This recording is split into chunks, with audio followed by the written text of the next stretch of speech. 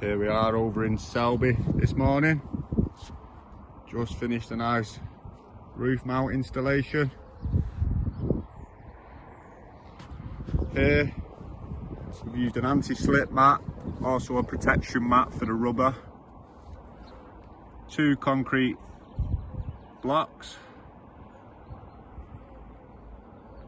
Nice flag mount. Our own pole adapter. Clip down nice and tidy. Along, down and in. Customer has supplied his own pack of decals for this one, which we're going to assist with the installation, so he gets max coverage all around his property. This is Aaron, professional Starlink installation.